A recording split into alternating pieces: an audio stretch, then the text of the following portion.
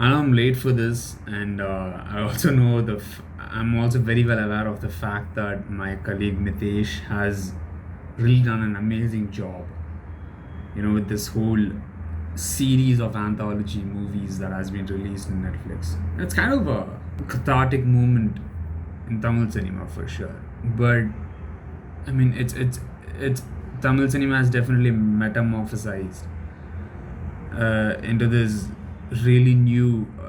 It's taken a new form with the advent of OTT platforms. Although Tamil cinema is a bit late to this, it's safe to say that they're really catching up pretty well. There's yet some good content to come. All of the other good movies that has been released on OTT platforms were movies that were meant for the big screen. They just couldn't do it because of the inadequacies in production due to the whole COVID scenario, pandemic scenario, and the fact that they really cannot release their movies on the big screen yet. So it's a very sad time, and I really appreciate Mani Ratnam and Panchapakesan to come up with this amazing initiative of helping out their friends and colleagues in the Tamil cinema industry by somehow just kind of doing this charity by putting Navarasa out. But my focus is going to be on the fifth movie named Shanthih, which stars Bobby Simha, Gautam Vasudev Menon, and two other actors that I really don't know their names of. But I can tell you for a fact that this had an effect on me for almost 15 to 20 minutes after I watched it, because I just watched it, and I have to tell you that I was on the verge of tearing up.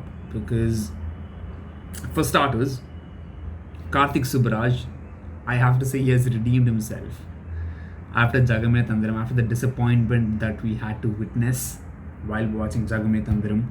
I have to say this guy is an amazing cinematographer, right? I mean, he might not be doing the cinematography in his movies, but the amount of effort that he puts into his cinematography, into his art and craft, it's commendable. And the fact that this was a warlike scenario, and everything that was shot was perfect.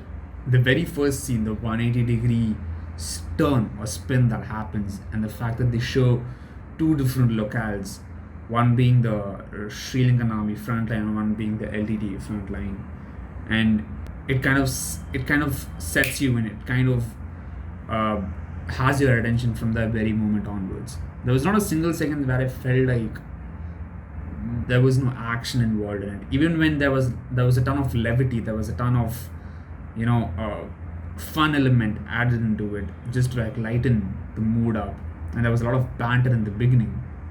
It still felt like something was going to go down south, something was going to happen. There was some sort of anxiety that kind of settled in while watching it, and at every single moment you really couldn't trust anybody, but you knew that even though they are your allies, you really cannot trust them, because of their stupidity you could lose your life. And I don't want to go and talk about the plot, but the moment when you find out that the person that he tries to goes out to rescue is a dog, a pup, a pup, and he enters this world of dilemma wherein he's trying to save himself, but at the same time, he doesn't want to leave the dog behind. That kind of defines humanity for me in that one particular second. That is it, period. And the fact that he actually tries to rescue the dog, even when he runs away from his grasp, the pup runs away from Bobby Simha's character's grasp, and despite that he goes out to save the pup, and the fact that the Sri Lankan army actually stops shooting because they do not want to end up, we do not know the reason, but the movie kind of showcases it in a way that kind of makes us want to believe that they did not shoot because of the fact that there was an innocent pup right there. There was an innocent living being, stranded amongst these two forces, striking against each other. And that is when it struck me, and I was on the verge of tearing up. And Santosh Narayan, I'm telling you, he has done an amazing job. This was probably, I've not watched any other movie yet, any other short film from the anthology. I've just watched the first 5, and until now I can tell you that this was probably one of the best. Out of the 5 movies that I watched, I think this probably had the best background score and meaningful score, because it did not feel like he wanted to, flaunt his musical prowess, but it felt like it was needed right there. So yeah, that definitely did. That one particular short film did make a lot of sense to me, and I'm still trying to process a lot of things. There are probably a lot of other elements that I'm missing out, but this is all I can say. And the fact that the dog's name Velaya happens to be Bobby Simha's elder brother's name, passed away in the war of 1988, shows that he's kind of connected. He's kind of committed to protect that dog in a way, and at the same time he has an excuse to tell his colleagues that this was one of the main reasons why I went and saved him. And the fact that he ends up thanking people on the opposite line and ends up getting shot is probably one of the most tragic things that you could witness on screen. I think you should go and watch it, and it might actually have an effect on you. It might not. You may not end up crying, but it'll definitely,